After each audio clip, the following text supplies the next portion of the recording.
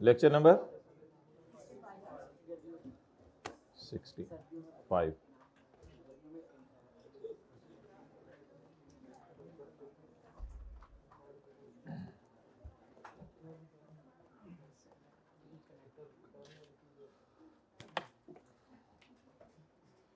ये लिख लें भाई साथ वाले के रजिस्टर पे। अब आप ये 2-2.5 महीने रह गए हैं, लोगों से डिसकनेक्ट हो जाएं रिकनेक्ट होने के लिए, और ये मोबाइल पे स्टेटस लगा दें अपने, जल्दी करें, 1 सेकंड है, फिर हम बच्चों का वेट कर रहे हैं। तस्वीर खींच के मोबाइल पे स्टेटस लगाएं, या फिर अपने रजिस्टर पे लिख के तस्वीर खींच के मोबाइल पे स्टेटस लगाएं। आखिरी लाइन लिखें, सुनने से लोगों को हौसला भी हो जाएगा कि ये वापस आएगा इंशाल्लाह। It's very very very less time, बिल्कुल टाइम खत्म हो चुका है। आप ये समझ लें कि कल पेपर है, अब वो वक्त आ गया। And I am damn serious, मेरा और आपका मजाक नहीं है, सॉरी मेरा और आपका है, आपका और मेरा मजाक नहीं है कोई। तो इसलिए please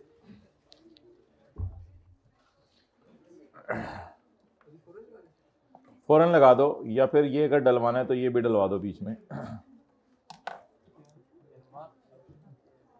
okay let's start now.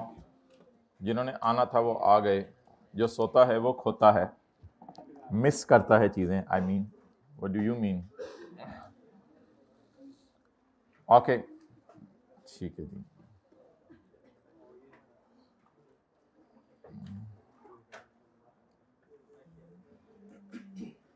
Page number 304, question number 5।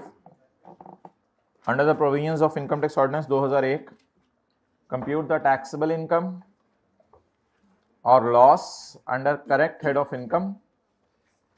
Taxable income निकालें under correct head of income for tax year 2008 in the following cases. रईस की बीवी जुदा हो गई है अपने शोहर से, इन्ना लिल्लाहि व इन्ना इलैहि राजिऊन, ड्यू टू सर्टेन डिसएग्रीमेंट्स। क्योंकि वो कहती थी मैंने नाश्ता बनाना है, शोहर कहता था मैंने नाश्ता ये वाला करना है, वो कहती थी वो वाला, बस पे लड़ाई हो गई। Under an agreement to live apart, उन्होंने कहा ठीक है फिर तू जा जहाँ लिखा होता है सुबह का नाश्ता वहीं से जाके कर। Under an agreement to live apart, her spouse provided her a house, उसके शोहर ने उसको एक घर दिया। And paid a cash of 1.5 lakh as support payment, और जब तक तू जिंदा है मेरी रानी, मेरी पुरानी रानी, जब तक तू जिंदा है तब तक 1.5 लाख रुपया तेरे पास हर महीने पहुंच जाया करेगा। Fair market rent of house is 50,000 per month, घर का फेयर मार्केट किराया 50,000 पर मंथ है। अच्छा भी ये घर किसकी तरफ से मिला है इसको? घर शौहर की तरफ से। और ये हर महीने पैसे किसकी तरफ से मिल रहे हैं? ये दोनों बेनिफिट माफ है। हाँ अगर घर वो किराए पे दे दे तो फिर वो उसका घर है बीवी का, फिर उसका किराया रेंटल इनकम में ऐड होगा, क्योंकि वो किराया शोहर की तरफ से नहीं मिल रहा, वो तो किराएदार की तरफ से मिल रहा है। अभी मुझे बताएं ये घर का किराया किसी से मिल रहा है या तंग करने के लिए घर के किराए की फेयर मार्केट वैल्यू दी है? ये तो तंग करने के लिए दी है, घर के किराए की फेयर मार्केट वैल्यू दी है इसने, इसे तंग करने के लिए दी है ऐसे। हाँ अगर ये लिखा होता the house is rented at a monthly rental of 50,000 per month, फिर ये पैसे शोहर की तरफ से आ रहे होते या किराएदार की तरफ से आ रहे होते? अभी शोहर ने जाते हुए उसको घर दिया है और 1.5 लाख दिया है, और एग्जामिनर ने तंग करने के लिए घर की फेयर मार्केट वैल्यू दे देनी चाहिए थी, वो भी दे सकता था ना, घर जो है वो 10 लाख रुपए का है, घर की फेयर मार्केट वैल्यू के बजाय घर का किराया दे दिया। लेकिन ये घर का किराया इसको आ रहा है या घर में रह रही है? रह रही है। रह ना भी रही हो अगर शोहर की तरफ से मिला है तो बस ये बात इनफ है कि ये बेनिफिट एग्जाम्प्ट है। तो दोनों बेनिफिट्स एग्जाम्प्ट हैं क्योंकि किसकी तरफ से मिले हैं? हाँ अगर खुद बाद में घर को किराए पे दे दे फिर वो टैक्सेबल। तो सुबह सुबह ही रईस की बीवी को आपने, अच्छा जी वो कह रहा है घर दिलवा दिया, मैं कह रहा हूँ तलाक दो। बड़ा मसला मैं डिस्कस कर रहा हूँ तो छोटे छोटे मसले घर मिल गए उसे, हद होगी यार, हर महीने 1.5 लाख मिला करेगा, वो इसी पे खुश हो रहा है। पे 300 शोर चला गया वो नहीं दुख हो रहा तुझे। सेक्शन 44A एग्जेम्पशन अंडर, जी बिल्कुल मैं पढ़ा रहा हूँ।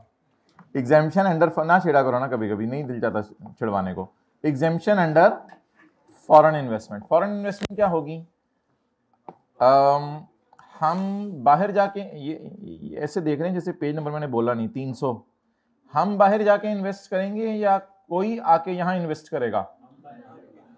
अच्छा, यहाँ डिस्कस हो रहा है कोई यहाँ आके कर रहा है इन्वेस्टमेंट, तो फॉरेन इन्वेस्टमेंट बाहर वाले के लिए जो इधर आया है वो, तो उसको क्या कहेगा, फॉरेन इन्वेस्टमेंट। तो लिखें समवन इज मेकिंग इन्वेस्टमेंट इन पाकिस्तान, तो वो क्या कहेगा उसे, भाई पाकिस्तान भी तो फॉरेन कंट्री है ना दूसरों की नजर में। आपके दिन में फॉरेन का पता नहीं मतलब क्या, मुझे तो समझ नहीं आ रही। ठीक है, तो someone is making investment in Pakistan.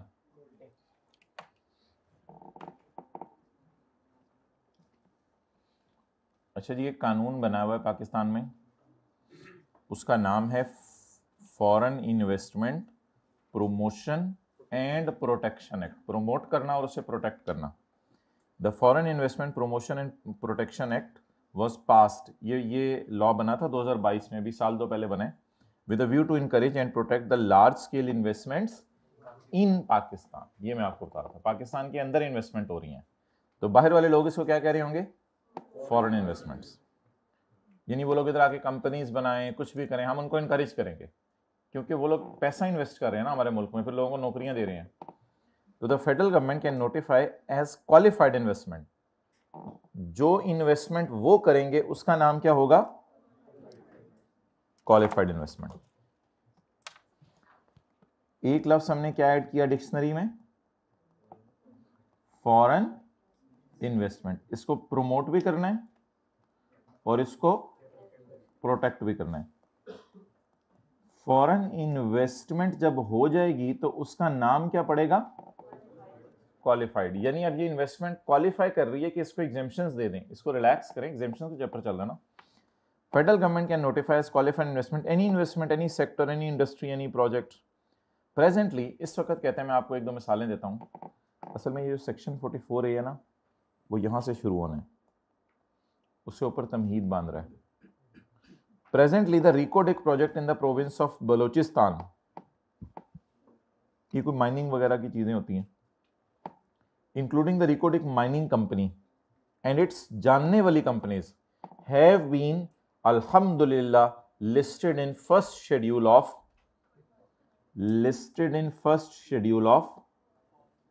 FIPPA। अल्लाह का शुक्र, FIPPA आपके सिलेबस में नहीं है। FIPPA तो पूरा कानून बना हुआ है कि फॉरेन इन्वेस्टमेंट्स को कैसे प्रोटेक्ट करना है और प्रमोट करना है। तो कहते हैं FIPPA कानून में जाके देख लो। इस वक्त रिकोडिक प्रोजेक्ट जो माइनिंग का काम कर रहा है पाकिस्तान में, ये वहां लिस्ट डाउन हो चुका है। फर्स्ट शेड्यूल हमारे लॉ में नहीं, हमारे लॉ का फर्स्ट शेड्यूल तो टैक्स रेट्स हैं, तो फलां लॉ के फर्स्ट शेड्यूल में इसका नाम आपको मिलेगा एज क्वालिफाइड। तो ये क्वालिफाइड इन्वेस्टमेंट की एग्जाम्पल है। अच्छा, अब एक तीसरा लफ्ज वो इंट्रोड्यूस करने लगे, इन्वेस्टमेंट इंसेंटिव। अब इनको इन्वेस्टमेंट पे आपने इंसेंटिव क्या देना है। द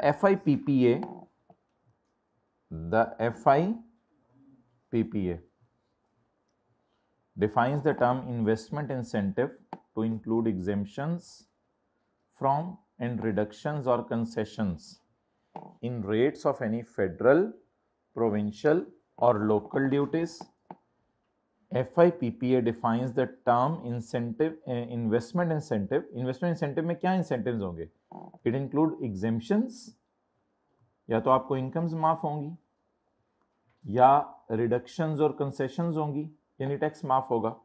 इन द रेट्स, पहली चीज होगी इनकम ही माफ होगी, दूसरी चीज होगी रेट आपका रिड्यूस हो जाएगा, या रेट में आपके कंसेशन मिल जाएगी। किसके रेट में मेरे भाई, of any federal, provincial, local duties, charges, taxes, levies, fees, cesses as may be mutually agreed. इन सारी चीजों में आपको रिलैक्सेशन मिल जाएगी, या इनके रेट कम हो जाएंगे या कंसेशन मिल जाएगी। As mutually agreed between in an investment agreement, किस किस के दरमियान होगा, बिटवीन इन्वेस्टर जो बाहर के मुल्क से आ रहा है एंड कंसर्न्ड गवर्नमेंट, पाकिस्तान की गवर्नमेंट और इन्वेस्टर जो कि एक फॉरेनर है। तो फॉरेनर और पाकिस्तान, पता नहीं लिखते हैं आप लोग या नहीं, ऐसे बरकत के लिए क्लास लेने आते हैं। तो फॉरेनर और पाकिस्तान की गवर्नमेंट के दरमियान एक मुआहिदा होगा जिसमें उसकी इनकम्स को अच्छा, बेनिफिट्स क्या क्या मिलने हैं my dear? Investment incentive will include exemption and reduction in rates of blah blah blah blah blah.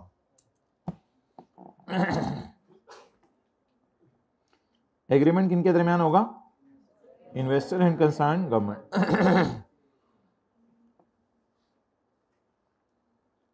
कहते हैं अल्लाह का शुक्र है, ये जो एग्जेम्पशंस और टैक्स कंसेशंस है ना, ये हमने ना इनकम टैक्स ऑर्डिनेंस में डाल दिए इस सेक्शन में. अल्हम्दुलिल्लाह all concessions are now incorporated in income tax ordinance as section 44A. ये मैंने यहाँ डाल दिए. चलें जी, अब क्या इंसेंटिव्स हैं वो जरा पढ़ते हैं. Now the following shall be exempted or subject to tax at the rate and in the manner specified in second and third schedule of FIPPA. ये जो नीचे वाली चीजें हैं या तो इन्हें माफ कर दिया गया है या subject to tax at the rate, उस रेट पर इन पे टैक्स लगेगा, प्रोबेबली रिड्यूस रेट होगा ना. ये जो बात मैं लिखवाता हूं समझाने के लिए लिखवाता हूं, पेपर में नहीं लिखनी होती. The following shall be exempted, क्या मतलब है इसका? या तो इनको माफ कर दिया जाएगा और subject to tax at the rate and in the manner specified in the second and third schedule. कल कितने लोगों ने वो वॉइस नोट सुना था, उसको फायदा हुआ था वॉइस नोट सुनने से, जो 7-8 एग्जाम्पशंस को इकट्ठे बताया था? ठीक है, कितने लोग ज़बानी बता सकते हैं वो 7-8 एग्जाम्पशंस में से? मैं कोई भी पूछ लूँ, हाथ खड़ा करें. उर्दू में चलें, उर्दू में कौन बता सकता है कि बाहर के गवर्नमेंट का ऑफिशियल आया हुआ है तो उसको 3 चीज़ें क्या पूरी कर दे तो उसको उसकी सैलरी माफ़ हो जाएगी? जी बताएं. अब उन्होंने हाथ खड़े कर दिया पहले, जी बताएं.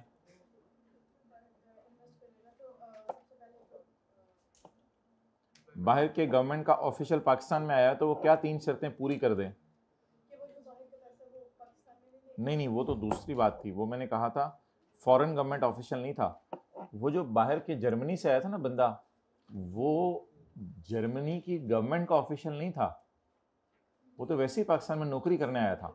मैं पूछ रहा हूं कि फॉरेन गवर्नमेंट ऑफिशियल, बाहर की गवर्नमेंट का कोई नौकर पाकिस्तान में आया, उसकी सैलरी कब माफ होगी? जी आप बता दो. जी यार ये बोंगिया मार रहे हैं, ऐसे टाइम ज़ाया कर रहे हैं मेरा. लीव इट यार, छोड़ें. आप लोग अल्हम्दुलिल्लाह बता देंगे जिन्होंने हाथ खड़े किए हैं, but I don't want to waste the time please, I have to move next. तो सीधी सी बात की थी, वो पाकिस्तान के अंदर वही सर्विसेज दे रहा हो जो पाकिस्तान का बंदा बाहर के मुल्क के अंदर सर्विसेज दे रहा है.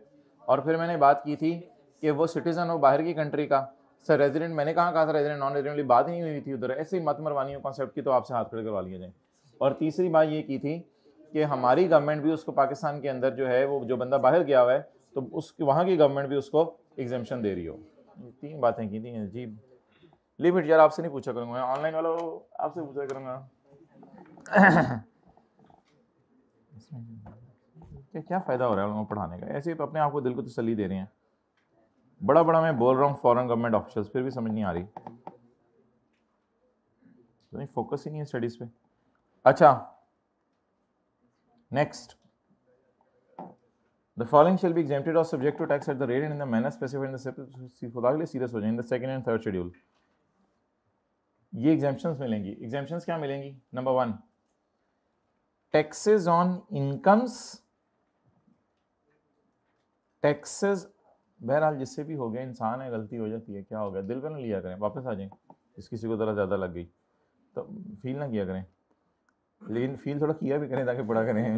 फील ना करें, बैलेंस अप्रोच मेंटेन करें. टैक्सेस ऑन इनकम्स, इनकम्स माफ होंगी माय डियर, ऊपर से मिला के पढ़े ना. एग्जेम्प्ट हो जाएंगी या रिड्यूस रेट लग जाएगा. इनकम्स माफ होंगी और कैपिटल गेन माफ होगा या रिड्यूस रेट लग जाएगा. एडवांस टैक्सेस माफ होंगे, एडवांस में भी हुकूमत टैक्स काटती है. विद होल्डिंग टैक्सेस माफ होंगे. With holding taxes, dividend pay जैसे टैक्स कटता है और सारा विद होल्डिंग तो होता है ना, विद होल्डिंग टैक्स काटना. मिनिमम टैक्सेस माफ होंगे, 1.25% नहीं लगेगा तुम्हारे पे. फाइनल टैक्सेस माफ होंगे. डिविडेंड इनकम्स माफ होंगी under income cert in respect of qualified. या ये सिरे से माफ हो जाएंगी या इन पे क्या लग जाएगा?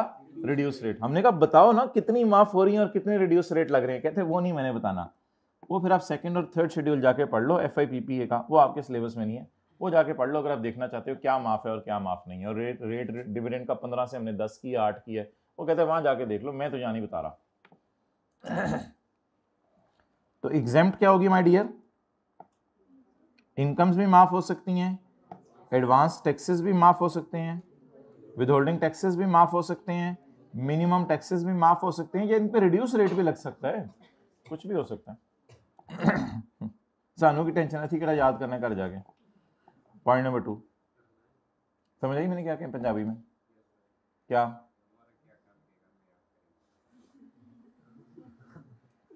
Point number 2, Pashto people Punjabi सीख गए हैं और पंजाबी पीपल पश्तो नहीं सीख सके, खड़े हो जाए सारे पंजाबी। पॉइंट नंबर 2, अच्छा जी ठीक है, ऑल इन्वेस्टर्स, वैसे मुझे समझ नहीं आया, ऑल इन्वेस्टर्स जो करें ना, all investors and share holders of the qualified investments, all investors and share holders of the qualified investment, ये इन्वेस्टर और शेयर होल्डर्स नॉर्मली फॉरेनर्स होंगे ना। All investors and share holder, investor share holder एक ही चीज होती है, मारना नहीं होता क्लास में। All investors and share holders of qualified investment, उनके जानने वाले companies specified in second and third schedule. ये तो यार हमें पता ही है ना, अभी इसको ब्रैकेट में लो। All investors and share holders of qualified investment, their जानने वाले इन companies including third party lenders, और थर्ड पार्टी लेंडर्स भी जिन्होंने उनको लोन दिया है। थर्ड पार्टी का मतलब होता है वो लोग, ये खुद नहीं है, कोई और इनकी पार्टी है बाहर से लोन दिया हुआ है। On account of any loan, जिन्होंने उनको लोन दिया हुआ है उनको भी, जिन्होंने उनको लोन दिया हुआ है उनको भी क्या मिलेगा? एग्जेम्पशंस या टैक्स रेट्स मिल सकते हैं। हो सकता है वैसे लोन देने वालों को इतने ज्यादा बेनिफिट्स तो वो नहीं देगा, लेकिन हल्का फुल्का इनकरेज हो सकता है कर दे कहीं कि लोन देने वाला अगर कोई बैंक है उसका रेट 29% है तो कहते हैं यार तेरे लिए रेट इस साल 28% कर देते हैं, जा यार तू फलां को लोन दिया तूने, तो हो सकता है उनको भी रिलैक्स कर दे, उनके लेंडर्स को। टोटली माफ नहीं होंगी चीजें, लेकिन हो सकता है जो इन्वेस्टमेंट खुद कर रहे हैं उनको माफ हो, लेकिन जो उनको लोन देने वाले हैं उनको भी हल्के फुल्के बेनिफिट मिल जाए। हाँ पाकिस्तान से लो, बाहर से भी ले सकते हैं, नहीं वो तो उनकी मर्जी है, कोई मसला नहीं। आगे चलें। अच्छा ये सेक्शंस आपके सिलेबस में नहीं है, इनमें कोई एक दो का नंबर याद रहेगा, 106, 108, 109 इस तरह लिखाइएगा पेपर में, इससे ज़्यादा लिखने की ज़रूरत नहीं है। कोई एक दो के नंबर याद रहेगा तो काफ़ी है। 106, 108, 109, 106, 108, 109, 106, 108, 109, बस ये अगर इस तरह याद रह गया पेपर में तो ये लिखाइएगा, बाकी ज़्यादा लिखने की ज़रूरत नहीं है। ये सेक्शंस आपके सिलेबस में नहीं है, ये सेक्शंस हमारे लॉ में सिखाते हैं एंटी अवॉइडेंस। लोग टैक्स करते थे अवॉइड,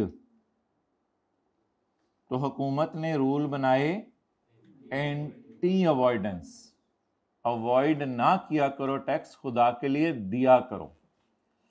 इस तरह के कुछ रूल्स हमने वैसे पढ़े भी हैं मिलते जुलते। जब हमने ये कहा था परसों की क्लास में कि शेख रशीद ने गामा को प्रॉपर्टी ट्रांसफर कर दी और शेख रशीद अवॉइड करना चाह रहा है टैक्स, तो गवर्नमेंट ने एंटी अवॉइडेंस रूल लगा दिया था, ये प्रॉपर्टी शेख रशीद की समझी जाएगी, गामा की नहीं समझी जाएगी। और इसी तरह जरदारी ने भी बेनजीर को प्रॉपर्टी दे दी ताकि उसकी रेंटल इनकम भी कम हो जाए, मेरी रेंटल इनकम भी कम हो जाए, हमारा रेट रिड्यूस वाला लगे, क्योंकि दोनों अलग अलग रेंटल इनकम को देखेंगे तो रेट कम वाला लगेगा, रेंटल इनकम मिला ली जाएगी तो हायर स्लैब लग जाएगा। तो उसको भी वो जरदारी ने अवॉइड करने की कोशिश की थी, तो गवर्नमेंट एंटी अवॉइडेंस रूल लाई कि जरदारी नहीं, वो बेनजीर की प्रॉपर्टी नहीं है, वो तो तुम्हारी ही है, अनलेस कि वो जेब से पैसे निकाल के दे दे, और वो पैसे भी वो जो अपने पास से दे, तुमसे लेके ना दे। तो जरदारी और शेख रशीद और वसीम अकरम वहां टैक्स अवॉइड करना चाह रहे थे, लेकिन हमने एंटी अवॉइडेंस लगाया था। थोड़ा सा समझ आया एंटी अवॉइडेंस का लफ्ज? अच्छा, एंटी अवॉइडेंस रूल गवर्नमेंट लगाती है and that is encouraged in whole world कि लोग टैक्स अवॉइड ना करें। बताएं टैक्स अवॉइडेंस को गवर्नमेंट अच्छा कहेगी या एंटी अवॉइडेंस को? Anti avoidance. अवॉइड करें लोग टैक्स, गवर्नमेंट इसको पसंद नहीं करेगी, इसलिए गवर्नमेंट रूल्स बनाएगी एंटी अवॉइडेंस के, लेकिन एंटी अवॉइडेंस के रूल इन पे नहीं लगेंगे, मींस कि ये अवॉइड कर सकते हैं। ये लोग अगर चाहें तो इनको हम इतना बड़ा बेनिफिट दे रहे हैं, ये टैक्सेस क्या कर सकते हैं, अवॉइड कर सकते हैं। एंटी अवॉइडेंस के रूल लोगों पे लगेंगे लेकिन इन पे नहीं लगेंगे। अजीब फिक्र है, आप पढ़ के खुश हो जाएंगे। Provisions relating to anti avoidance shall not apply. अब इस फिक्रे का मतलब बताएं। Provisions relating to anti avoidance tax avoid करना होता है, क्या होता है, बचाना। टैक्स नहीं बचाना। एंटी अवॉइडेंस क्या होता है, टैक्स ना बचाओ। टैक्स ना बचाने के रूल तुम्हारे पे नहीं लगेंगे। रशीद ओखा फिक्रा हो गया, यानी बचा सकते हैं। आराम नाल दसना, कहते नहीं मैं नहीं आराम नाल दसना। टैक्स ना बचाने के रूल तुम्हारे पे नहीं लगेंगे। खैर सोचन दे, टैक्स ना बचाने के रूल मेरे पे नहीं लगेंगे, नहीं समझ आई। कितने लोगों को आ गई है, मैं तो उनकी बात कर रहा हूँ फिलहाल। तो अजीब सा फिक्र है, लिख लें, अगर उर्दू में लिख सकते हैं पता नहीं। वैसे तो ये लिख लें टैक्स बचा सकेंगे, वरना इसके उर्दू तर्जुमा लिखना है तो उर्दू तर्जुमा लिख लें। टैक्स ना बचाने के रूल इन पर नहीं लगेंगे। लिखें जरा, टैक्स ना बचाने के रूल इन पर नहीं लगेंगे। अब ये छोटा सा फिक्र है, घर में जाके ना किसी बड़ी उम्र वाले से समझने, किसी बड़े कजन से, डॉक्टर इंजीनियर कोई आए ना, छोटा सा फिक्र है, उससे कहिए यार ये जरा समझा दो। अब ये मेरे से ओवर हो गया, ठीक है। नहीं ऐसा कोई ये फिक्रा नहीं है कि आम लेमैन समझा ना सके। मेरे ख्याल से किसी डॉक्टर साहब के पास आप जाएं, वो आपके दांत देखें, साथ आप कहें सर ये मुझे किसी ने एक छोटी सी चीज़, निकलते हैं ऐसे, सर ये छोटी सी चीज़ पूछनी थी, इसने ये फिक्रा लिखवाया, मुझे ज़रा समझा दें कि टैक्स ना बचाने के रूल नहीं लगेंगे। डॉक्टर साहब कहेंगे दोबारा इलाज करवाओ। अच्छा, मतलब लिख लें, ये लोग टैक्स बचा सकते हैं। Provisions relating to anti avoidance shall not apply. Avoidance क्या होता है, बचाना। एंटी अवॉइडेंस ना बचाना। कितने फखर से आ रहा है 25 मिनट लेट, और कोई शर्मिंदगी नहीं, कोई अथरू नहीं, कोई आंसू नहीं, कोई आहें नहीं, कोई सिसकियां नहीं, कोई तड़प नहीं। Point number 3, provisions relating to anti avoidance for the period, इसका अरसा हुकूमत बताएगी, एंड किस हद तक, ये भी FIPP है, अपना कानून बताएगा। Shall not apply. Provision relating to anti avoidance for the period and to the extent specified in फला कानून shall not apply. And the rates of depreciation initial on pre commencement expenditure under section 22, 23 and 25 as on 20th day of March shall continue to be applicable for 30 years। Rate of depreciation इनके लिए जो लिख दिए गए हैं ना, 20 मार्च 22 के कानून में जो रेट थे ना, वही जो रेट आजकल बिल्डिंग के लिए 10, कंप्यूटर के लिए 30, बाकी सबके लिए 15, ये रेट इनके लिए 30 सालों के लिए हैं। बस 30 साल तक वो यही रेट यूज करेंगे।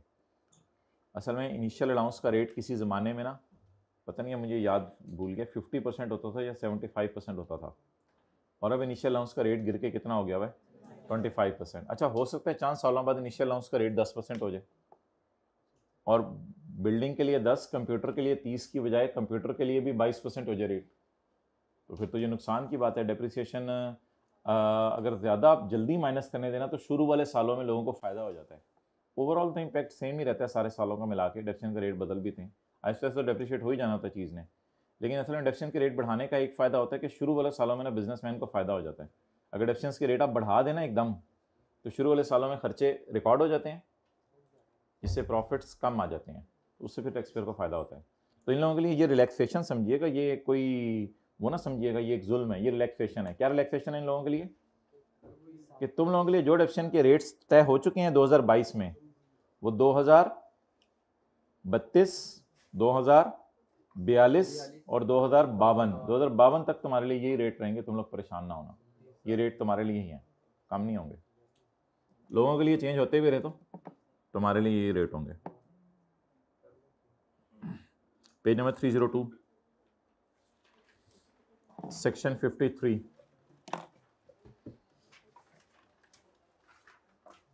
exemptions and tax concessions in second schedule।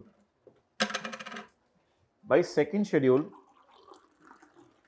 अगर आप देखें तो सेकंड शेड्यूल के अंदर जो है वो 4 फायदे हैं। सेकंड शेड्यूल में कितने फायदे हैं, 4 फायदे हैं। फायदा नंबर 1, आपकी इनकम इस सिरे से माफ हो जाती है। जैसे पेंशन। डिविडेंड वाला सेक्शन जाके देखिएगा, पता नहीं मुझे याद नहीं है, शायद 15% की बजाय कुछ लोगों के लिए 7.5% है, पता नहीं मुझे याद नहीं आ रहा, 7.5 या 10 लिखा हुआ था चैप्टर 4 में कुछ लोगों के लिए। Charge at lower rate, allowed a reduction in tax liability. Full time teacher allowance, full time teacher allowance में हम टैक्स रेट कम करते हैं या टैक्स लायबिलिटी कम करते हैं? Tax liability. Full time teacher allowance कितना रेट था? 25%, लेकिन सिर्फ इनकम फ्रॉम सैलरी पे था जो टीचर से कमा रहा है। exempted from operation of any of the provision of this law, exempted from operation of any of the provision from this law.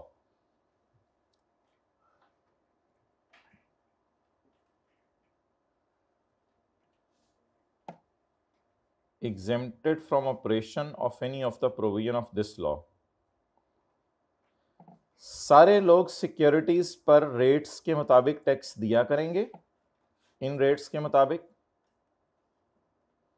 However, banking companies and insurance companies are exempted from operation of provisions of this law. Bank और insurance companies को relax कर दिया गया, इन पे ये section नहीं लगेगा। अच्छा, सेक्शन लगते लगते कह दें मैंने इस पे नहीं लगना, तो इसके लिए मुश्किल से इंग्लिश का फिक्रा सुने। Exempted from operation of provision of this कानून। बोले, these persons are exempted from operation of section 37A। तो ऐसी एक्सेप्शंस कई जगह लॉ में आती हैं, लॉ की प्रोविजन लिख के एंड पे कह देते हैं इन लोगों के लिए ये बात नहीं है। तो ऐसी कभी बात आ जाए तो ये भी एक रिलैक्सेशन ही है ना, ये भी एक छूट ही है। अब बता दें सेकंड शेड्यूल कितने किस्म की छूट देता है? 4 किस्म की। या सिरे से इनकम ही माफ कर देते हैं, पेंशन आपको याद होगी सैलरी के चैप्टर में हमने माफ की थी। या इनकम माफ नहीं करता, रेट क्या कर देता है? कम कर देता है। या रेट कम नहीं करता, कहते हैं टैक्स निकालो फिर बाद में टैक्स को रिड्यूस कर दो, टैक्स क्रेडिट्स के चैप्टर में जैसे होता था, टैक्स को रिड्यूस कर दो। फिर कई दफा लॉ कहते हैं सेक्शन 37A के 1 में जो हम पढ़ के आए हैं कि एग्जेम्प्टेड फ्रॉम द लगना, एग्जेम्प्टेड फ्रॉम द लगना of any provision of this law. तुम्हारे पे ये लॉ की प्रोविजन लगेगी ही नहीं। तो these are the 4 broad benefits being provided by second schedule. याद करें my dear. Number 1, second schedule की पावर क्या है? एग्जेम्प्ट द इनकम, सिरे से इनकम ही माफ कर दे फ्रॉम टैक्स। दूसरी, लो रेट लगा दे जैसे डिविडेंड्स में लगाया था। रेट तो लोअर ना लगाए, रेट वही टेबल 1, 2 वाले लगाए, लेकिन बाद में उनमें थोड़ी टैक्स लायबिलिटी रिड्यूस कर दे। और चौथा बेनिफिट ये जरा याद कर लें, exemption from operation of any provision of this ordinance. अच्छा, एक बात याद रखिएगा, where any income is exempt it shall be included in total income, however no tax shall be paid on it. अभी जो एग्रीकल्चर का न्यूमेरिकल किया था हमने, तो इसको हमने ऐड भी किया था, देन लेस भी किया था। अच्छा, एक ना बच्चे सवाल पूछते हैं, बड़ा जेन्युइन सा सवाल है उनका, कि एग्जेम्पशंस को कभी आप ऐड और लेस करते हैं, कभी आप डैश डाल के इग्नोर कर देते हैं। तो उसमें मैं आपको मिसालें देता हूँ। हमने पढ़ा था मेडिकल फैसिलिटी अगर as per terms of employment हो तो वो एग्जेम्प्ट होती है। किसी को याद है हम डैश डाल के इग्नोर करते थे, न्यूमेरिकल में ऐड करके एंड पे टोटल में से लेस तो नहीं करते थे टोटल इनकम में से। ये तो अजीब सी बात तो नहीं किसी को याद? तो किसी दिन मैं आपको लिखवा भी दूंगा एक जगह पे। मेरा मशवरा ये है कि सैलरी के चैप्टर की जो छोटी मोटी एग्जेम्पशंस है ना, ICAP भी इसी तरह करता है, सैलरी के चैप्टर की जो एग्जेम्पशंस है ना वो काफ़ी ज़्यादा हैं, 15-16 हैं, उनको वो डैश डाल के इग्नोर कर दिया करें। लेकिन जो चैप्टर 13 की एग्जेम्पशंस है ना, जैसे बीवी को तलाक हुई है, या जैसे एग्रीकल्चर इनकम है, जितनी भी एग्जेम्पशंस हम यहाँ पढ़े हैं, इनको बेहतर है कि न्यूमेरिकल में ऐड करें और ऐड करके, लेकिन सैलरी के चैप्टर की जो छोटी मोटी एग्जेम्पशंस आती हैं उनको ऐड करके लेस ना करें, उनको सिर्फ सिवाय एक के। एक चीज सैलरी के चैप्टर में ऐसी थी जिसको मैंने भी ऐड करके लेस करवाया था, वो किसी को याद हो? Foreign salary. वो तो एक प्रॉपर हेड था ना पूरा। फॉरेन सैलरी अगर आप कमा लें और उस पर बाहर के मुल्क में टैक्स पे कर रहे हैं तो मैं कहा था वो माफ है, फिर तो उसको आप ऐड करते थे और ऐड करके लेस करते थे। बहरहाल ये बात किसी दिन लिखवानी हुई आपको लिखवा दूंगा, इस बात में आप ऑलरेडी यूज्ड टू हैं, आपको आदत पड़ी हुई है कि सैलरी के चैप्टर की छोटी मोटी एग्जाम्पशंस को हम डैश डाल के क्या कर देते होते हैं, इग्नोर कर देते होते हैं। लेकिन वहां पर जो फॉरेन सैलरी थी उसको ऐड करके हमने लेस किया था। और चैप्टर 13 वाली बेशक सारी ही पहले ऐड करें एग्रीकल्चर की तरह और फिर लेस कर दें। तो ये बात करें, where an income is exempt, it shall be included in total income, however no tax shall be paid on it. Federal government या बोर्ड अगर चाहे, यार ये लफ्ज बार बार आता है, इसको अलग से याद कर लीजिएगा, with the approval of federal minister. Pakistan का जो आजकल फेडरल मिनिस्टर है, इंचार्ज से मुराद यानी जिसको आजकल ये ताकत है जिसके पास ये, फेडरल गवर्नमेंट और द बोर्ड में फेडरल मिनिस्टर से इजाजत लेके amend the second schedule. Second schedule कैसे अमेंड हो सकता है? अमेंड द सेकंड शेड्यूल, कोई इनकम माफ नहीं थी वो माफ कर दें, जो माफ थी वो टैक्सेबल कर दें। डिविडेंड का किसी के लिए रेट 7.5 था उसको 8 कर दें। May amend the second schedule by adding, कोई चीज ऐड कर दें, by omitting or changing any clause or condition. कोई क्लॉज ही बदल दें या उसके नीचे जो कंडीशंस लगी होती है ना, ऊपर क्लॉज होती है नीचे कंडीशंस लगी होती हैं, या क्लॉज ही बदल दें सिरे से या नीचे वाली कंडीशंस बदल दें।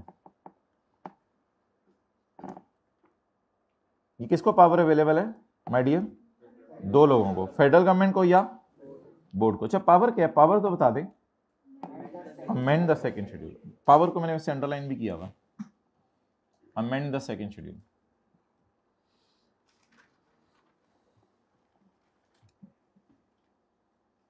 अच्छा, सेकंड शेड्यूल में ऐसी अमेंडमेंट की जा सकती है कि जिसके पिछले सालों पे असरात हो। अब ये एक सवाल उठाया मैंने कि सेकंड शेड्यूल में ऐसी अमेंडमेंट की जा सकती है जिसके पिछले सालों पे एतराज हो, वो पिछले सालों पे एप्लीकेबल हो। तो असूली तौर पे होना नहीं चाहिए, लेकिन अगर हुकूमत चाहे तो सेकंड शेड्यूल के पिछले सालों को भी बदल सकती है। मिसाल के तौर पे पेंशन माफ है, कई सालों से माफ है, अल्लाह का शुक्र है। हमने एक ही शर्त पढ़ी थी, सिटीजन ऑफ पाकिस्तान को मिल रही हो। दूसरी शर्त ये पड़ी थी कि 2 बंदों से अगर ले रहा है तो हायर वाली माफ है। इस तरह की कुछ शराइत पड़ी थी। तो पेंशन अल्हम्दुलिल्लाह माफ है आप लोगों को। अब हो सकता है हुकूमत 2024 में कहे कि आज के बाद पेंशन माफ नहीं है और 2022-23 वाली भी टैक्सेबल करो। अब आप कहेंगे यार 24 में खड़े हो कि 22-23 वाली माफ, वो तो हमने माफ करके रिटर्नें भी जमा करा दी हुई है, तो मैं सब सारा डाटा दे दिया हुआ है। तो हुकूमत जोर डालेगी, लोग एहतजाज करेंगे, लेकिन हुकूमत ने ये पावर अपने पास जरूर रखी हुई है कि कोई भी एग्जेम्पशन में पिछले साल की उठा के भी फारग कर सकता हूँ। ये पावर हुकूमत के पास जरूर है, लेकिन नॉर्मली याद रखिएगा यूज नहीं करती वो, लेकिन पावर रखी हुई है अपने पास। जैसे टीचर को बताएं यार टेस्ट में जो फेल होगा उसको जो है डंडा पड़ेगा। अब जो पिछले टेस्टों में फेल हो गया वो, ये तो आपने नहीं बताया था, तो ये वाला सीन भी हो सकता है। तैयार रहें आप लोग बस। ऑल द अमेंडमेंट्स, पूरी बॉडी को वार्म अप करके आया करें, मतलब ये है। All the amendments shall effect any tax year. अपनी औलाद की इतनी तरबियत कर दीजिएगा आपको कभी हाथ ना उठाना पड़े या बुरा भला ना कहना पड़े। हाथ तो अल्हम्दुलिल्लाह आजकल वैसे ही उठाने खत्म हो गए आप लोगों की जनरेशन में, that's a very positive sign. लेकिन कुछ all the amendments shall effect any tax year. पुराने ज़माने में तो चंडे पड़ती होती थी, सुना ही होगा आप लोगों ने। आप लोगों को पड़ी नहीं है ना, करो आप लोगों को पड़ी नहीं है, मुंह पे थप्पड़ पड़े हुए हैं। वो कह रहे तभी तो यहाँ तक पहुंचे हैं। लेकिन भाई सर इसका मतलब ये भी नहीं कि नसीहत ना करें और प्यारों। अच्छा नमाज ना पढ़ने में भी हल्की फुल्की। अच्छा, all the amendments shall effect any tax year. इन अमेंडमेंट्स का इफेक्ट होगा किसी भी साल पे। यही तो जुल्म है, मैं कह रहा हूं इन अमेंडमेंट्स का इफेक्ट होगा किसी भी साल पे। बिगिनिंग ऑन एनी डेट, ये साल कभी भी शुरू हो सकता है, beginning on any date before the commencement of financial year in which notification is issued, जिस साल ये नोटिफिकेशन इशू हुआ इससे किसी पुराने साल में भी इसका असर हो सकता है, ये बात खतरनाक है। और after the commencement of financial year in which notification is issued, या जिस साल ये रूल पास हुआ उससे अगले सालों पे भी इसका असर हो सकता है, ये बात तो चलो समझ आती है। तो खतरनाक बात क्या है? बिफोर वाली, जिसको मैंने खतरनाक सा बनाया।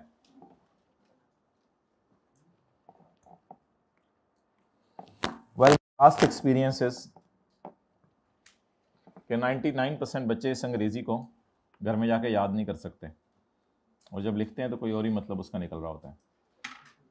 थोड़ा सा टफ है अंग्रेजी का फिक्रा, समझने में तो आसान है, याद करने में अंग्रेजी इसकी थोड़ी टफ है। पढ़ लेते हैं दोबारा अगर समझ आती है तो, वरना फिर पढ़ लेंगे, तह 12 पढ़ लेंगे। जितनी भी अमेंडमेंट्स हुई हैं ये असर डालेंगी किसी भी साल, ये सबसे खतरनाक बात है। मे अफेक्ट एनी, किसी भी साल पे असर डाल देंगी। बिगिनिंग ऑन एनी डेट, और ज्यादा लुट मच गई, जब मर्जी वो साल शुरू हो रहा हो। ईदर का लफ्ज वैसे डाल दें तो शायद याद करने में आसानी हो जाए। Either before the commencement of the financial year in which notification is issued, चाहे उस, अच्छा इससे क्या मुराद है? Financial year in which notification is issued, मिसाल के तौर पे 2024 है, बोलें 2024 is the financial year in which notification is issued. अब इस नोटिफिकेशन का असर किस पे होगा? बिफोर वालों पे भी और आफ्टर वालों पे भी। बिफोर में भी 23-22 तक जा सकते हैं, 24 पे तो होता ही है ना असर, वो तो इंप्लाइड है। सारी अमेंडमेंट्स, याद नहीं होता बच्चों को ये फिक्रा, सारी अमेंडमेंट्स असर डालेंगी किसी भी साल पे, वो कभी भी शुरू हो रहा हो, चाहे पहले शुरू हो चुका हो उस साल की बनिस्बत जिस साल हमने नोटिफिकेशन इशू की है, चाहे वो आगे भी चलो ना, चाहे वो बाद में शुरू हो रहा हो जिस साल हमने नोटिफिकेशन इशू की है।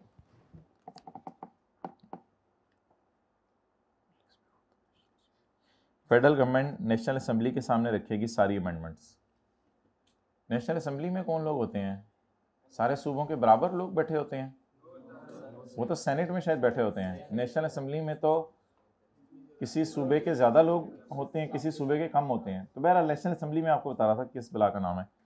The federal government shall place before the national assembly all amendments made by in a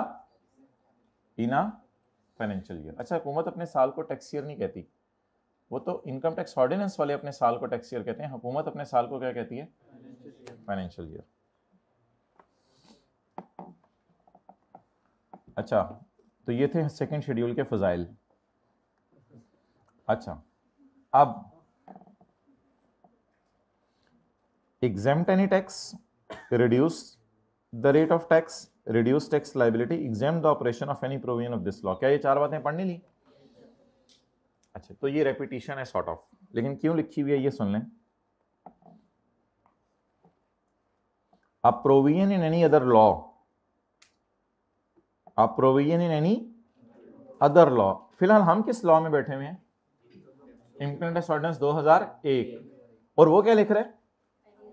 A provision in any other law, कोई प्रोविजन किसी और लॉ में, which exempt any tax imposed under this law।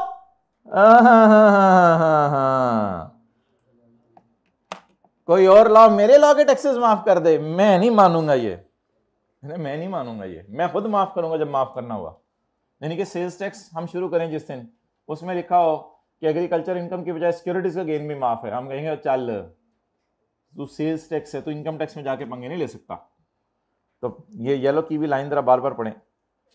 A provision in other law which exempt the tax under this law, चल no legal effect. हम सायो तुम मेरे घर में पंगे ले रहे हो, shall have no legal effect. मेरे अब्बू डिसीजन करेंगे, प्लीज अंकल आप डिसीजन लेने की कोशिश ना करें। please. We have our own rules. Okay. Any provision in other law which exempt the tax under this law. बोले which exempt the tax under this law shall have no legal effect, please. हाँ, हम अगर खुद ही मान जाए कि uncle जी आपको ज्यादा समझ है तो आ जाएं आप, फिर और बात है. Unless it is mention under, unless कि हम खुद ही मान जाएंगे ठीक है यार आ जाओ तुम कर लो. अच्छा, हमने कभी माना है दूसरे लॉ को अपने लॉ में इंटरफेयर करते हुए? नो. तो सुबह के 4 डाल रहे हैं ये FIPPA को जो इजाजतें दी हुई हैं. यार अजीब बोंगे हैं. तो सुबह से FIPPA को इजाजतें दी हुई हैं, तू इधर आके जो मर्जी कर हमारे लॉ में. हद हो गई. जो मर्जी करे FIPPA आके हमारे लॉ में. हमने उसको खुद इजाजत दी है कि FIPPA के 2nd शेड्यूल 3rd शेड्यूल में जो चीजें माफ हैं वो हम भी माफ मानते हैं. हम तो खुद इजाजत दे रहे हैं. अजीब बोंगे ने बोंगी मारी तो हम कभी कभी इजाजत दे देते हैं किसी और लॉ को, कोई मसला नहीं. ज़ाहिर बात है घर में मसला बढ़ जाए तो किसी दायमे वाले बड़े को लाना पड़ता है बीच में.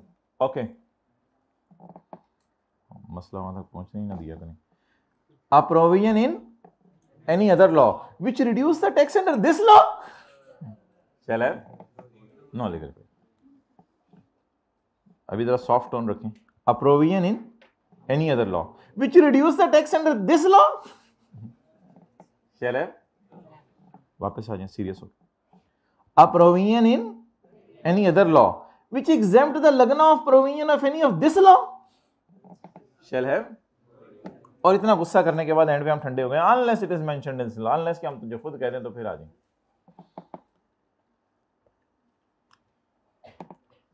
तो लिखें कोई और लॉ हमारे लॉ की चीजें माफ मूफ नहीं कर सकता. बाद में पता चले निकल के पूछते हैं सेक्शन 54 में कहा क्या था. बस हमें तो दिस लॉ याद है, हमें तो और कुछ भूल गया है. लिखे लिखे कोई और लॉ हमारे लॉ की इनकम है उनको में माफ मूफ नहीं कर सकता.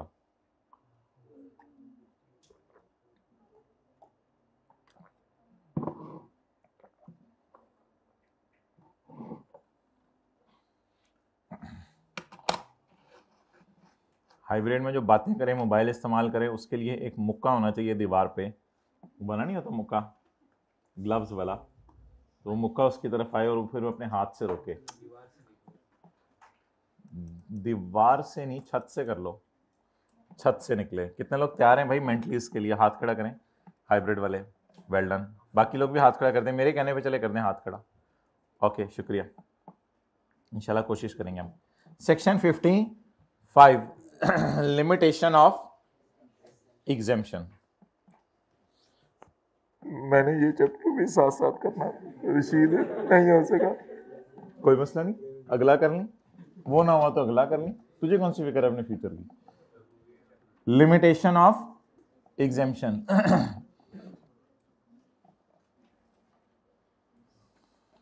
जनरल रूल ये है कि होंडा कार एक कंपनी है, उसने बिजनेस इनकम कमाई है 100 रुपया. तो मैंने आपको बताया था कंपनीज डबल टैक्स देती हैं.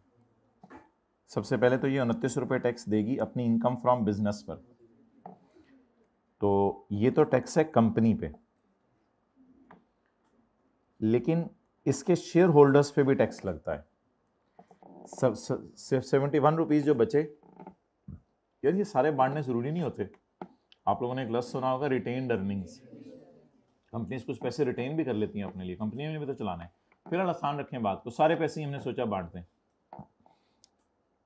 शेयर होल्डर्स को कैसे बांटे हमने सोचा. अब ऑब्वियसली आपको पता है सेक्शन 5 था डिविडेंड का. अब सेक्शन 5 आगे बढ़ेगा.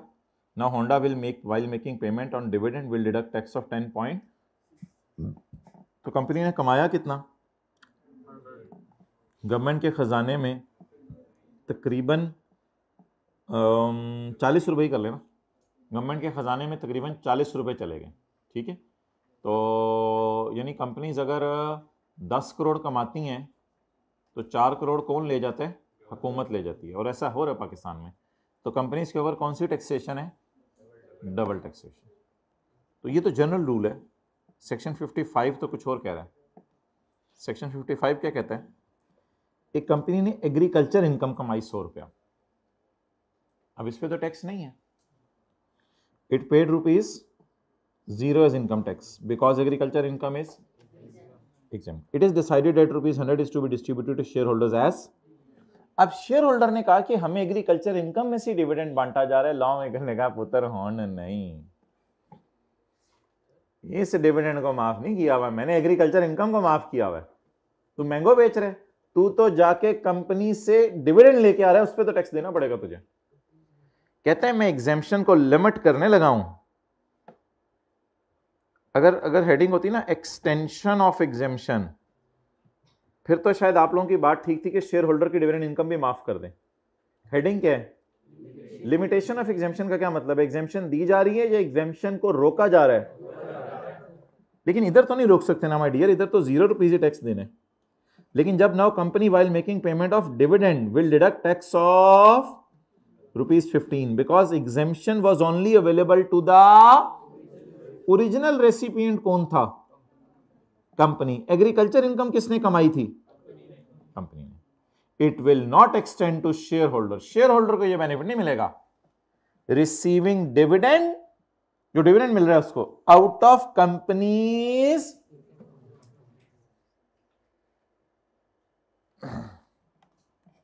अच्छा, इसमें याद रखिएगा ये दो लोग हैं। कंपनी अपने न्यूमेरिकल के फेस पे इनकम फ्रॉम बिजनेस कैलकुलेट करती है और शेयर होल्डर अपने न्यूमेरिकल के फेस पे। तो इसको अल्हम्दुलिल्लाह एग्जेम्पशन अवेलेबल है क्योंकि ये एग्रीकल्चर इनकम कमा रही है। द एग्जेम्पशन बोलें, द एग्जेम्पशन शेल, अभी ना नोट करें ना, the exemption shall be available to original recipient only and it will not be extended to share holder. Share holder को ये नहीं मिलेगी रिलैक्सेशन।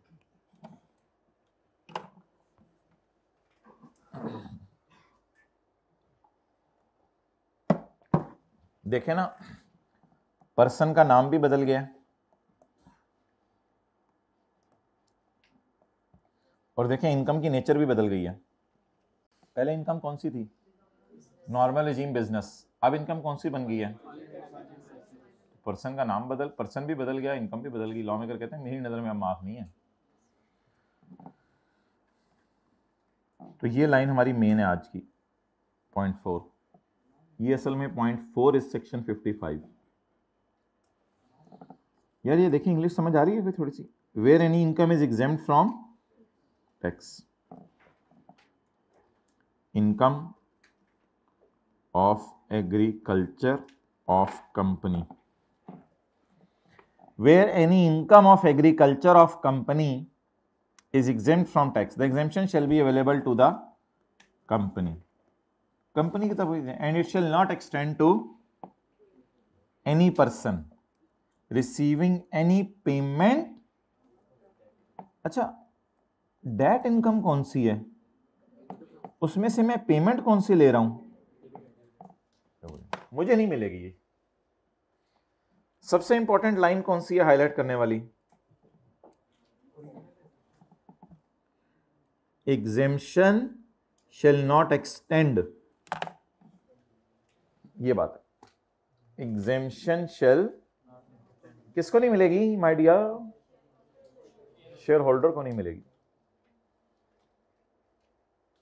आज के टेस्ट का जरा सवाल दीजिएगा, उसकी फिर डिस्कशन भी करनी पड़ेगी। तो कितने लोगों ने देना है टेस्ट? इंपॉर्टेंट सवाल है, थोड़ा सा काफ़ी एस्पेक्ट्स कवर करेगा।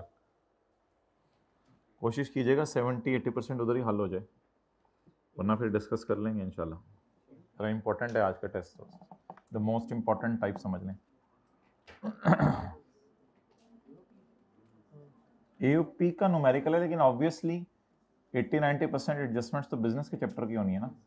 एओपी में तो हमने यही पढ़ा था कि ज़्यादा वाली और कम वाली इनकम, बस एओपी का तो यही कॉन्सेप्ट है। बाकी सारी एडजस्टमेंट तो बिजनेस के चैप्टर की होनी है, उसमें और क्या होना है।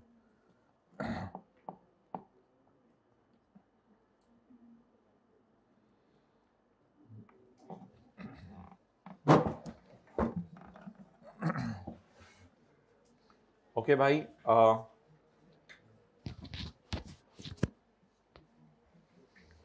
इस चैप्टर के पास पेपर्स की तरफ हमने आना है, very important. Let me come back to chapter 5 first please. Chapter 5 में आ जाए ज़रा।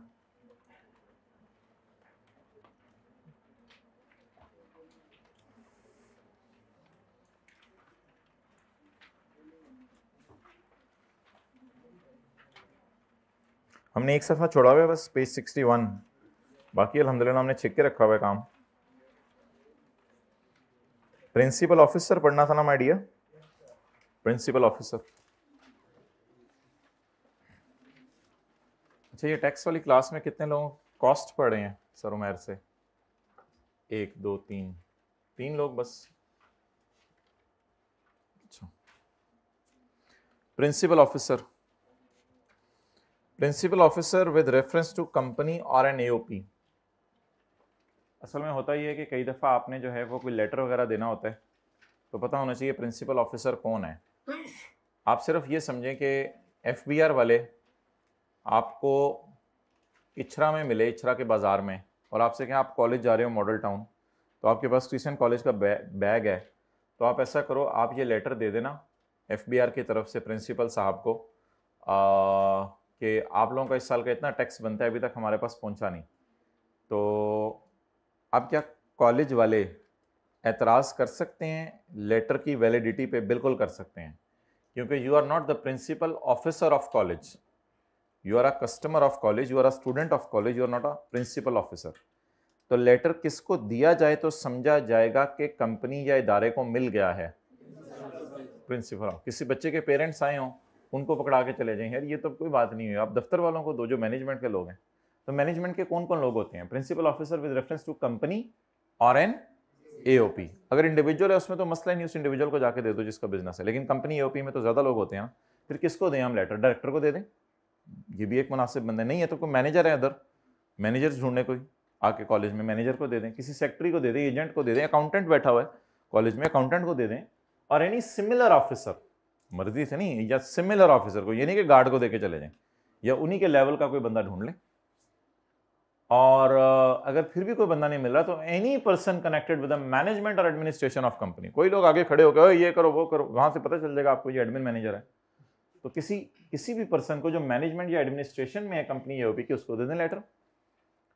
On whom commissioner has served a notice, जिस पर कमिश्नर ने नोटिस सर्व किया है, assuming him as principal officer. बज़ाहिर शायद ये प्रिंसिपल ऑफिसर्स हैं, लेकिन अगर ये लोग मौजूद ना हों तो कोई भी एडमिन या मैनेजमेंट टाइप बंदे को आप एज्यूम कर लें कि ये क्या है?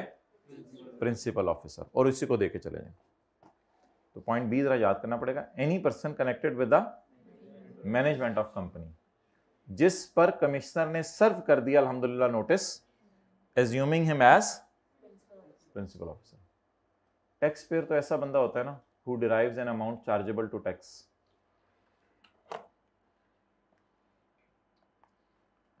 अमाउंट चार्जेबल टू टैक्स की मिसालें, income from business, income from capital gain, ये सारे हेड्स चार्जेबल है ना।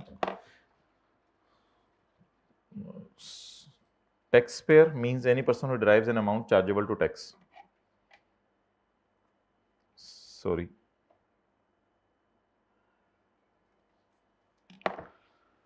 कई दफा आप खुद नहीं मौजूद होते तो टैक्स पेयर फिर आपके रिप्रेजेंटेटिव को भी कह दिया जाता है, representative of a person who derives an amount chargeable to tax in this law. तो आप खुद भी टैक्स पेयर हैं और आपका रिप्रेजेंटेटिव भी टैक्स पेयर है। अच्छा, any person who is required to deduct or collect tax, कोई भी बंदा who is required to deduct or collect tax. Companies ने टैक्स काटना होता है जी, किस पर? शेयर होल्डर्स की। तो फिर कंपनीज भी टैक्स पेयर हैं, अपना टैक्स भी देती हैं, दूसरों को टैक्स भी काटती हैं। तो जो अपना टैक्स जमा कराता है वो तो टैक्स पेयर है, जो दूसरों का टैक्स जमा कराता है उसको भी हमने कहां के डेफिनेशन में डाल दिया? Tax payer. हालांकि इसका नाम टैक्स पेयर की बजाय विद होल्डिंग एजेंट रख देता अलग से तो वो ज्यादा अच्छा होता, लेकिन उसका नाम भी टैक्स पेयर ही रख दिया। जो काटने वाला है उसका नाम भी क्या है? और जिसका टैक्स कट रहा है वो तो ऑब्वियसली टैक्स उसने पे करना ही था। Any person required to furnish a return of income under this law. किन लोगों ने भाई इस लॉ में रिटर्न जमा करानी है? ये हम आने वाले दिनों में पढ़ेंगे सेक्शन 114 में, चैप्टर 15 में। चैप्टर 15 में पढ़ेंगे किन लोगों ने रिटर्न जमा करवानी है। रिटर्न क्या होती है? जो इस साल में आपने कमाया उसकी डिटेल। टैक्स का क्या मतलब है? आधा सिलेबस हो गया, अभी तक हमने टैक्स का मतलब नहीं पढ़ा। Tax means any tax imposed under.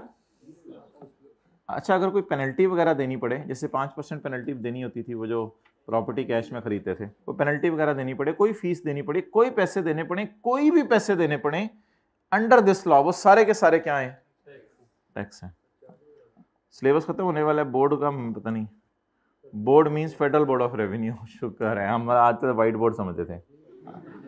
Board means federal board of revenue and includes a member of federal board of revenue to whom powers of board have been delegated in FBR Act 2007। Board का क्या मतलब है? Federal board revenue and include a, ये definition ना इस दफा change हुई है, पहले होता था बोर्ड से मुराद FBR, अब उन्होंने कहा it include a member of FBR। FBR के जो मेंबर्स हैं जो उनको चला रहे हैं वो भी कहते हैं मेरी नजर में बोर्ड है, यानी वो भी कोई काम कर देंगे तो किसने किया है? बोर्ड ने किया। अच्छा, रॉयल्टी क्या होती है? रॉयल्टी आसान सी डेफिनेशन है, आसान सा।